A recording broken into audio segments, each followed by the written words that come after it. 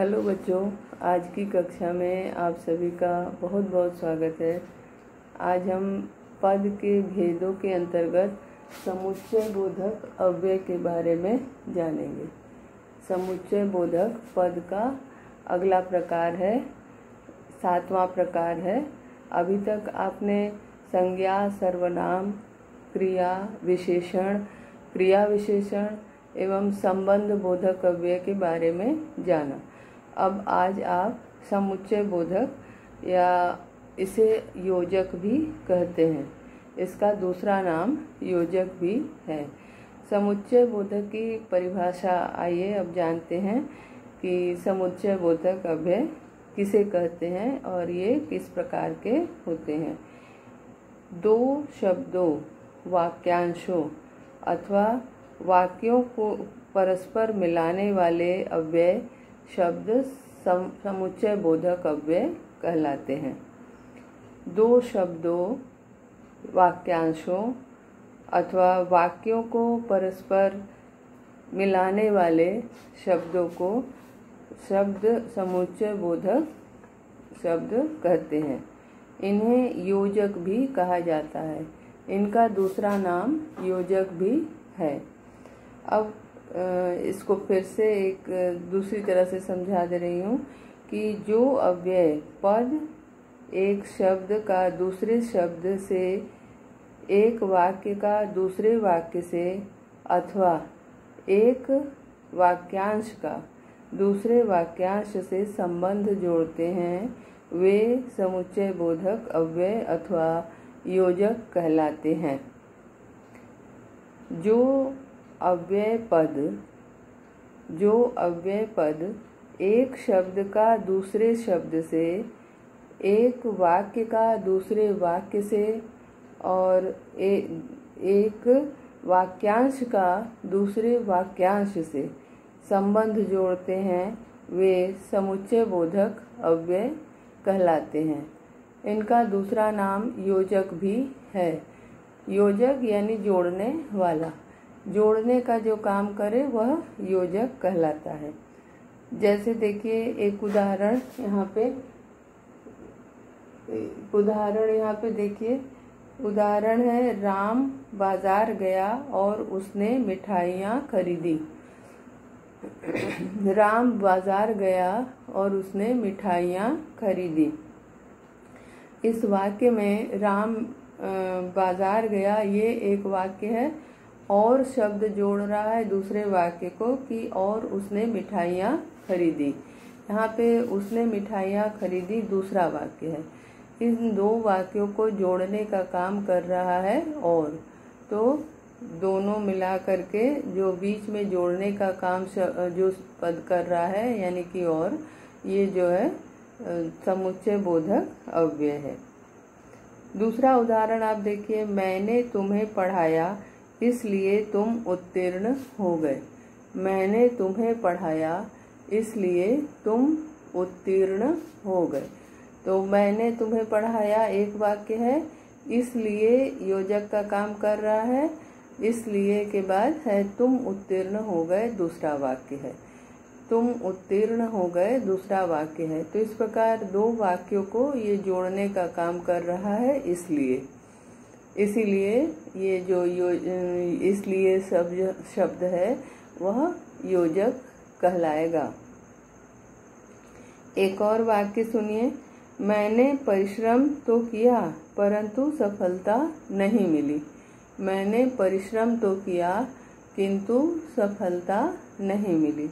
अब आप देखिए दो वाक्य है, मैंने परिश्रम तो किया एक वाक्य है, किंतु दूसरा योजक शब्द है दूसरे वाक्य को जोड़ने वाला, सफलता नहीं मिली ये जो है दूसरा वाक्य है।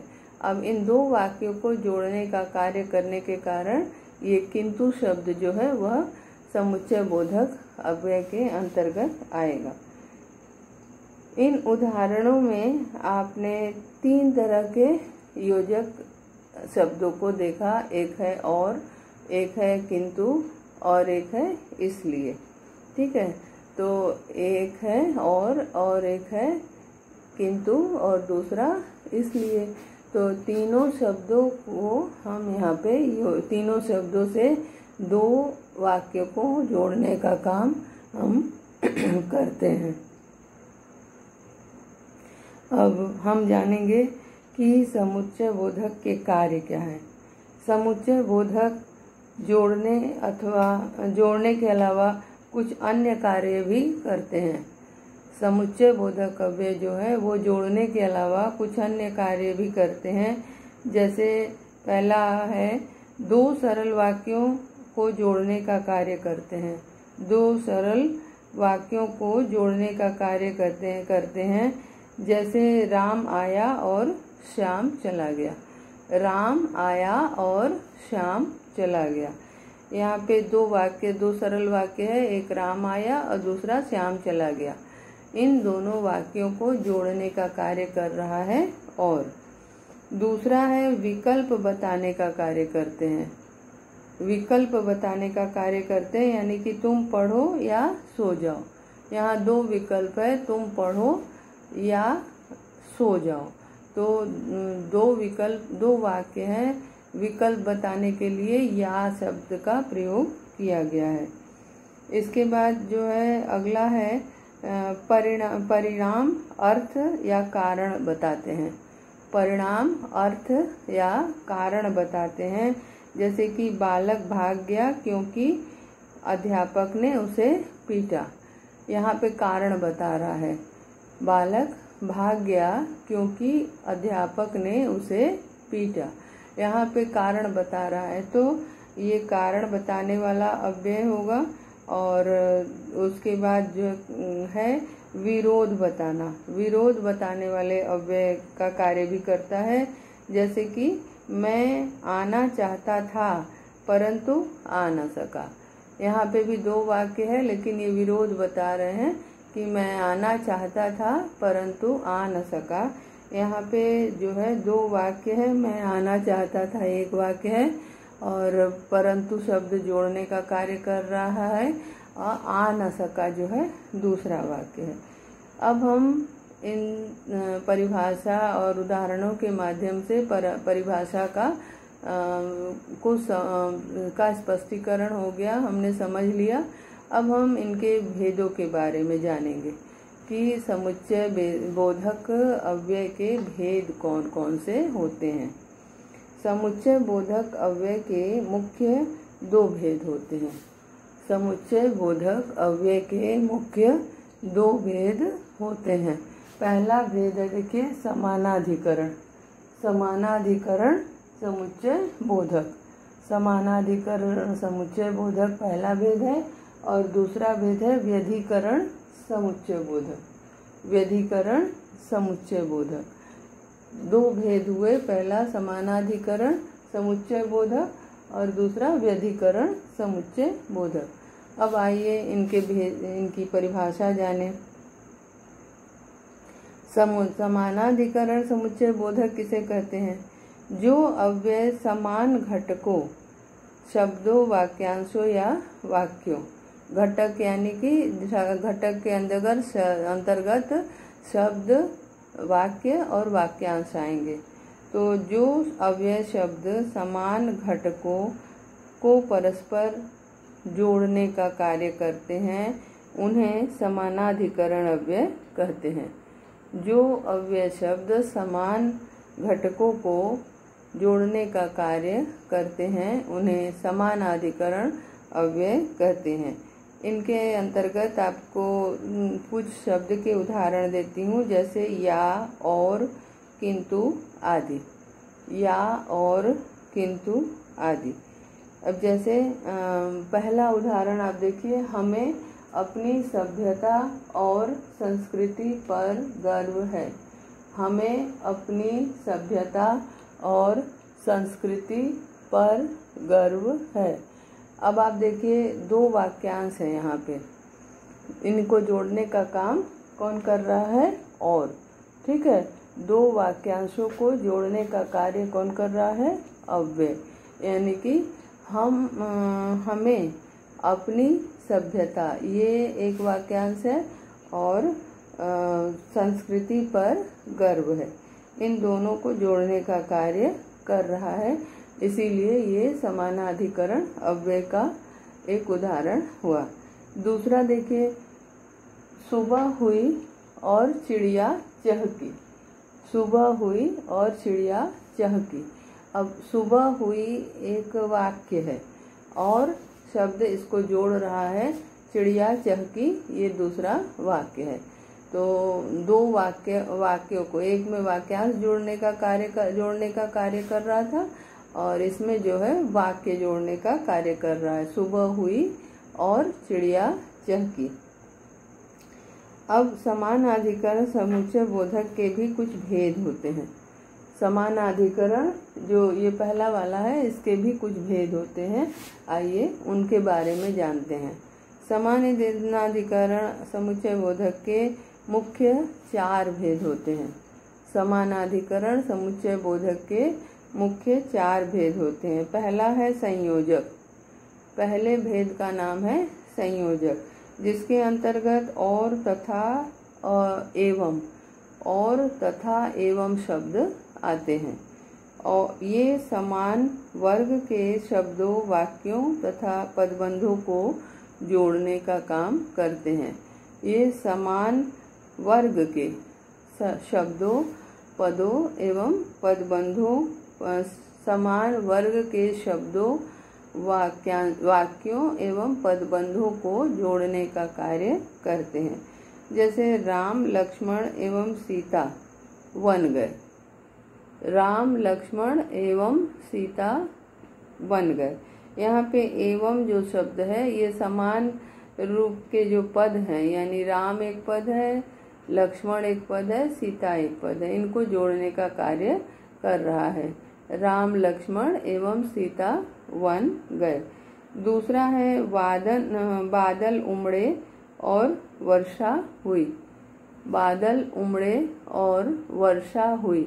अब यहाँ पे 2 वाक्यों को जोड़ रहा है। बादल उमड़े एक वाक्य है और एक योजक का कार्य कर रहा है, वर्षा हुई दूसरा वाक्य है। तो बादल उमड़े और वर्षा हुई 2 वाक्यों को जोड़ने का कार्य कौन सा शब्द कर रहा है? और शब्द कर रहा है। ठीक है। अब यहाँ पे इसके दूसरे प्रकार का नाम है विकल्प। इसमें आपके 2 शब्द आता है, या अथवा, या और अथवा 2 शब्द आते हैं। दूसरा प्रकार क्या है? विकल्प। पहला प्रकार है संयोजक और दूसरा प्रकार है विकल्प। तो अब विकल्प में क्या उसकी परिभाषा है? ये शब्दों, पदबंधों और वाक्यों में विकल्प प्रकट करते हैं। ये जैसा कि नाम से ही स्पष्ट है विकल्प, तो यहाँ पे ये कह रहे हैं कि ये शब्दों जो है, ये जो शब्द होते हैं ये शब्दों, पदबंधों और वाक्यों में विकल्प प्रकट करते हैं, करते हुए उन्हें मिलाते हैं। शब्दों, वाक्यों और पदबंधों में विकल्प प्रकट करते हुए उन्हें मिलाते हैं। जैसे मेले में तुम जाओगे अथवा मैं जाऊंगा। यहाँ पे विकल्प है, तुम और मैं। मेले में तुम जाओगे या मैं जाऊंगा। तो मेले में तुम जाओगे एक वाक्य है और विकल्प वाला दूसरा वाक्य है मैं जाऊंगा। इसको जोड़ने का काम कर रहा है अथवा। ठीक है। अब दूसरा उदाहरण देखिए, तुम्हें जन्मदिन पर घड़ी मिलेगी अथवा साइकिल। तुम्हें जन्मदिन पर घड़ी मिलेगी अथवा साइकिल। तो यहाँ पे भी घड़ी मिलेगी या साइकिल, ये दोनों को जोड़ने का कार्य कर रहा है और लेकिन विकल्प दिखा रहा है। विकल्प, इस वाक्य से विकल्प का भाव प्रकट हो रहा है। दोनों में से कोई एक मिलेगी। अब तीसरा भेद है विरोध दर्शक। समानाधिकरण का तीसरा भेद है विरोध दर्शक। इसके अंतर्गत पर, परंतु, किंतु, संकेत, पर, परंतु, किंतु, लेकिन, मगर और बल्कि, जितने विरोध बोधक शब्द हैं वे आते हैं। पर, परंतु, किंतु, लेकिन, मगर और बल्कि। ये अव्यय 2 कथनों को में से प्रथम का विरोध या निषेध प्रकट करते हैं। ये जो अव्यय होते हैं ये कथनों में से प्रथम का जो दो कथन होते हैं उसमें प्रथम का विरोध या निषेध प्रकट करते हैं। पहले वाले में आपने जाना कि जोड़ने का काम करते हैं, दूसरे में आपने जाना विकल्प का कार्य करते हैं, तीसरे में आपने जाना विरोध दर्शाते हैं। जैसे कि आप उदाहरण देखिए, तुम लोग जाओ किंतु मैं नहीं जाऊंगा। तुम लोग जाओ किंतु मैं नहीं जाऊंगा। यहाँ पे विरोध दिखा रहा है कि तुम लोग जाओ किंतु मैं नहीं जाऊंगा, ये जो है विरोध दर्शा रहा है। दूसरा उदाहरण है, सोहन आया परंतु श्याम नहीं आया। सोहन आया परंतु श्याम नहीं आया। यहाँ पे ये जो है ये भी विरोध का सूचक है। अब चौथा भेद है परिणाम दर्शक। इसका चौथा भेद है परिणाम दर्शक। समुच्चय बोधक के 4 भेदों में आपने पहला भेद जाना संयोजक का, दूसरा भेद आपने जाना विकल्प का, तीसरा भेद आपने जाना विरोध दर्शक का और चौथा भेद आप जान रहे हैं परिणाम दर्शक का। नहीं तो अन्यथा फलतः इसलिए, ये सारे परिणाम सूचक, परिणाम स्वरूप, फल स्वरूप, ये सारे शब्द जो है ये ऐसे अव्यय हैं जो पहले उपवाक्य तथा उसके परिणाम का संकेत करने वाले अन्य उपवाक्य को परस्पर जोड़ते हैं। ये जो शब्द आपको हमने बताया ये परिणाम सूचक है। ये वे अव्यय हैं जो पहले उपवाक्य तथा उसके परिणाम का संकेत करने वाले अन्य उपवाक्य को जोड़ने का कार्य करते हैं। जैसे देखिए यहाँ पे, परिश्रम करो अन्यथा फेल हो जाओगे। दो वाक्य हैं जिसमें एक परिणाम सूचक है और एक जो है इसमें मुख्य वाक्य, 2 उपवाक्य। जैसे परिश्रम करो एक उपवाक्य है और उसमें है अन्यथा फेल हो जाओगे। अन्यथा शब्द जो है दोनों को जोड़ने का कार्य कर रहा है। नौकरानी ने चोरी की इसलिए पिटी। नौकरानी ने चोरी की इसलिए पिटी। तो यहाँ पे इसलिए शब्द जो है ये परिणाम का सूचक है। सुखराम ने भ्रष्टाचार फैलाया फलतः पकड़ा गया। फलतः शब्द से परिणाम की सूचना दे रहे हैं कि सुखराम ने भ्रष्टाचार किया, फैलाया, इसलिए पकड़ा गया। अगला उदाहरण है, चुप रहो नहीं तो बाहर निकाल दिए जाओगे। चुप रहो नहीं तो बाहर निकाल दिए जाओगे। इसमें आप चारों वाक्यों में देख रहे हैं कि एक उपवाक्य का परिणाम दूसरे उपवाक्य में प्रकट हो रहा है और शब्द जोड़े जा रहे हैं, उससे ये स्पष्ट हो रहा है। अब आप समुच्चय बोधक के चारों भेदों के बारे में समझ गए होंगे। पहला है समानाधिकरण का पहला भेद है संयोजक, दूसरा है विकल्प और तीसरा है निषेध दर्शक और चौथा है परिणाम दर्शक। इस प्रकार से समानाधिकरण अव्यय के 4 भेद हुए। अब दूसरा हम पढ़ेंगे व्यधिकरण। व्यधिकरण समुच्चय बोधक। व्यधिकरण के बारे में हम जानेंगे। व्यधिकरण समुच्चय बोधक किसे कहते हैं? एक या अधिक आश्रित उपवाक्यों को प्रयास शब्द से जोड़ने वाला, प्रधान शब्द से जोड़ने वाला। एक या अधिक आश्रित वाक्यों को प्रधान वाक्य से जोड़ने वाले अव्यय व्यधिकरण समुच्चय बोधक कहलाते हैं। एक या अधिक आश्रित उपवाक्यों को प्रधान वाक्य से जोड़ने वाले अव्यय व्यधिकरण समुच्चय बोधक कहलाते हैं। व्यधिकरण अव्यय में क्योंकि, कि, जो, इसलिए आदि शब्द आते हैं।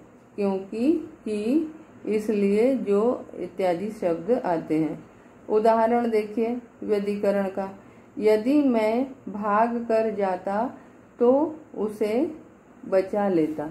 यदि मैं भाग कर जाता तो उसे बचा लेता।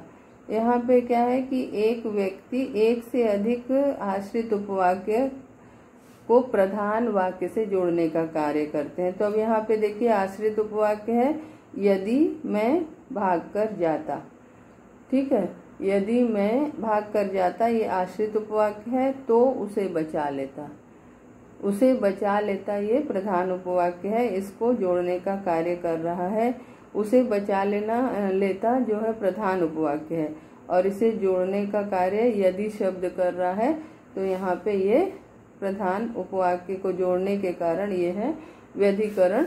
अब यहाँ पे देखिए उदाहरण, निर्मला गरीब है इसलिए कुछ न ला सकी।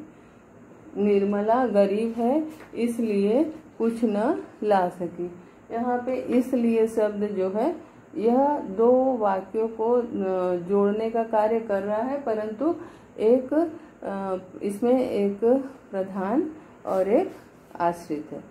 तो आपका अगला उदाहरण है इसमें जो है व्यधिकरण का एक और उदाहरण यहाँ पे बताएं कि यदि मैं जल्दी जाता तो मेरी ट्रेन न छूटती। यदि मैं जल्दी जाता तो मेरी ट्रेन न छूटती।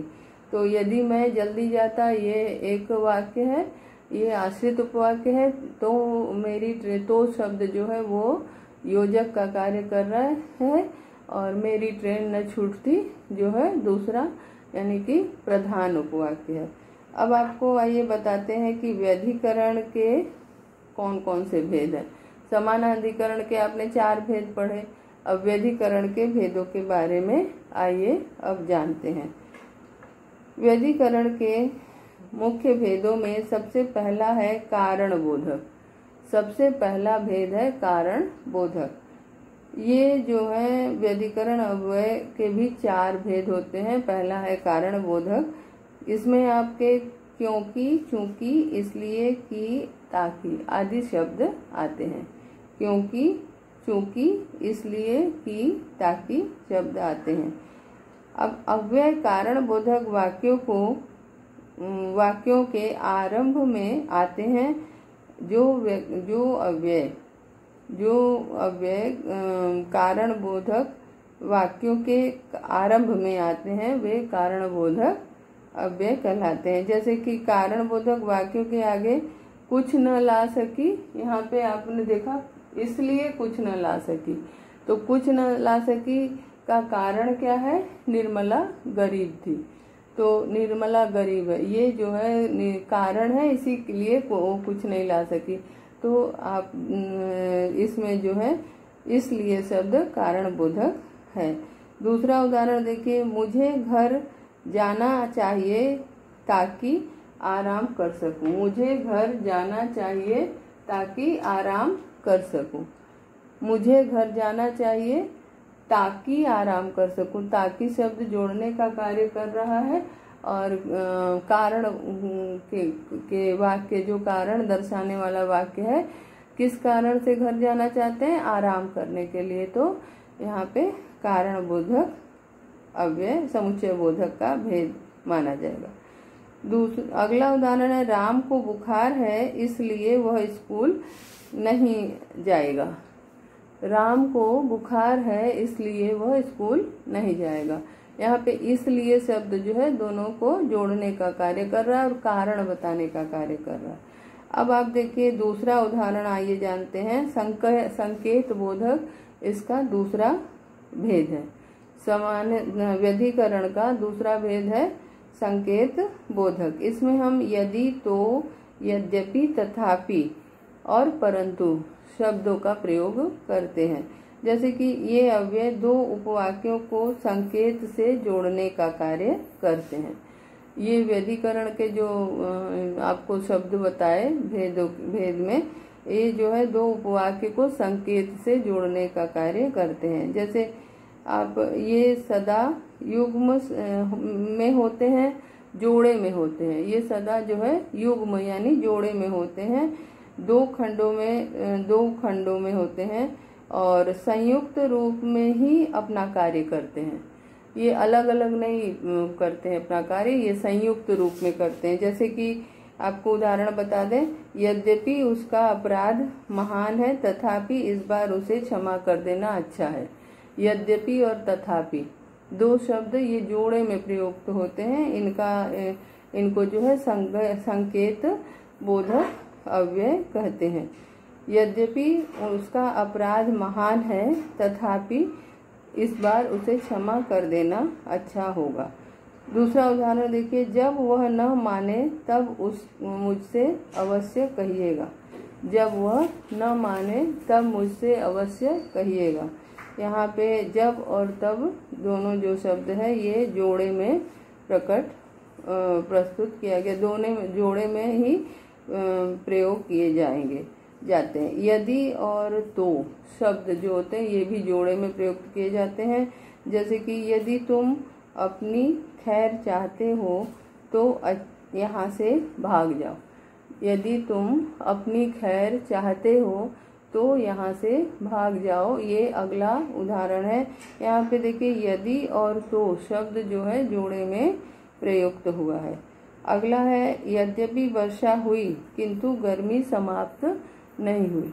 यद्यपि वर्षा हुई किंतु गर्मी समाप्त नहीं हुई। इसमें यद्यपि और किंतु जो शब्द है ये जो है दोनों को जोड़ने का कार्य कर रहे हैं और ये हमेशा जोड़े में ही प्रयुक्त होते हैं। अब अगला प्रकार आपको अंतिम प्रकार जो है उसके बारे में बता दें। तीसरा प्रकार है स्वरूप बोधक। स्वरूप बोधक जो है इसमें अर्थात यानी और मानो, अर्थात यानी और मानो शब्द का प्रयोग करते हैं। जैसे ये अव्यय के पहले के उपवाक्य या वाक्यांश के अर्थ को अधिक स्पष्ट करने वाले होते हैं। ये अव्यय के पहले के उपवाक्य या वाक्यांश के अर्थ को अधिक स्पष्ट करने वाले होते हैं। जैसे देखिए उदाहरण, तुम्हारे हाथ फूल जैसे हैं अर्थात कोमल है। जो इसका आपको स्पष्ट हो गया होगा कि उपवाक्य ये अर्थ से अधिक स्पष्ट करने वाले होते हैं। जैसे कि तुम्हारे हाथ फूल जैसे हैं अर्थात कोमल है। तुम्हारे हाथ फूल जैसे हैं अर्थात कोमल है। मैं अहिंसावादी यानी गांधी जी का पुजारी हूँ। मैं अहिंसावादी यानी गांधी जी का पुजारी हूँ।